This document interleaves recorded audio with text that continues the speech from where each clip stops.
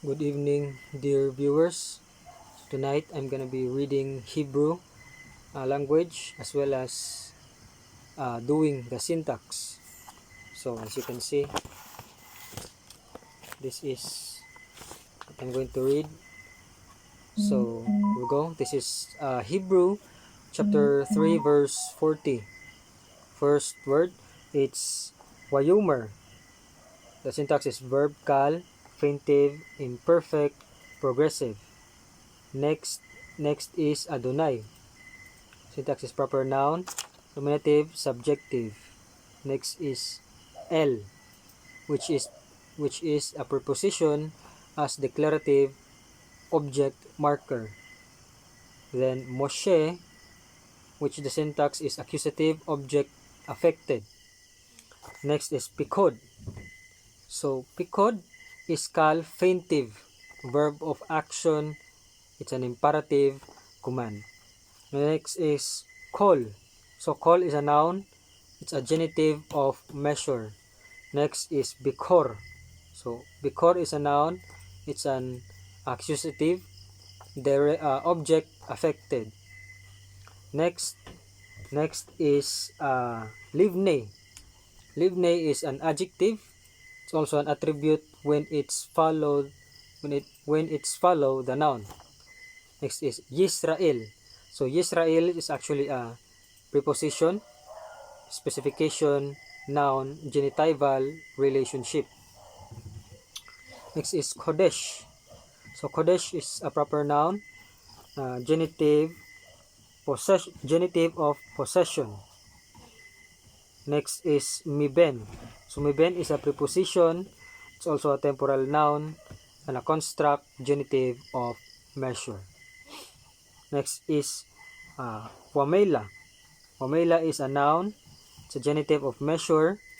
And then next is Vesa, which is a conjunctive, an adverb direction, suffix directional.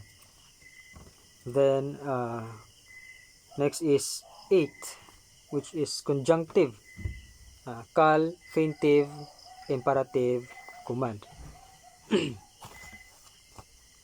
Next is mispar. So mispar is it's it. Actually, it's mispar. Mispar, noun, accusative of object. After the mispar, which is the last word, is she motam, which is noun, a genitive of specification, and suffix. So to translate, verse 40 it says, "And the Lord said to Moses, number all the firstborn males of the children of Israel, from a month old and upward, and take the number of their names." So that's verse 40. Now, next is verse 41.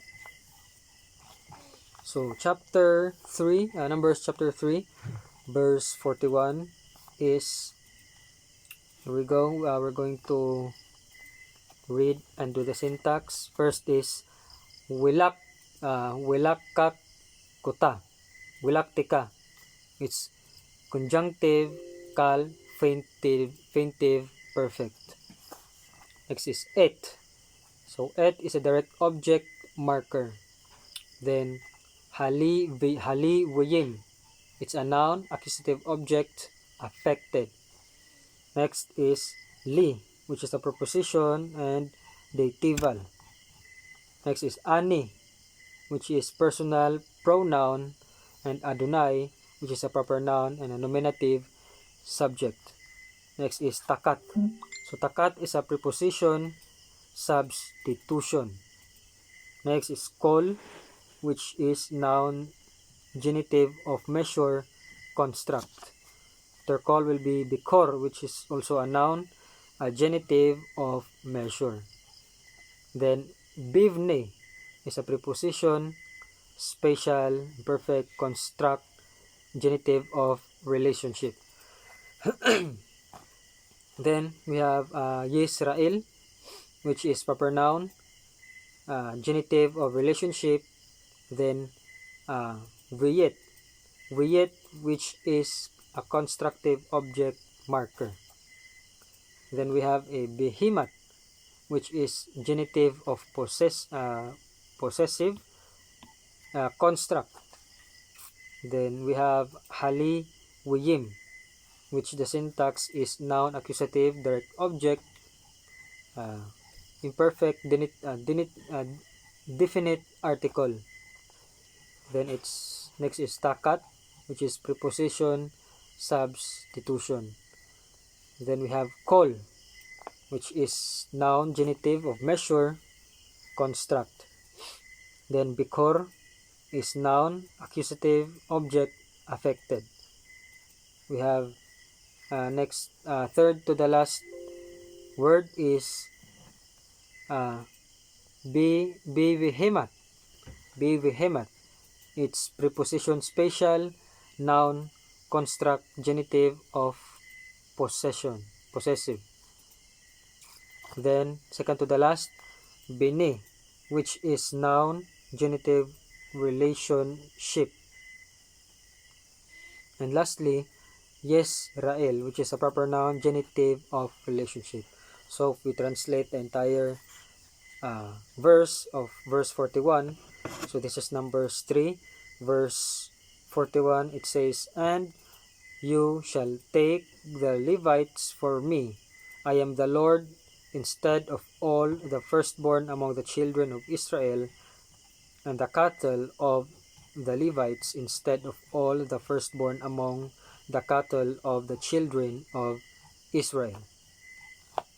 So those are the Hebrew words, as well as the transliteration and the syntax of the said verse.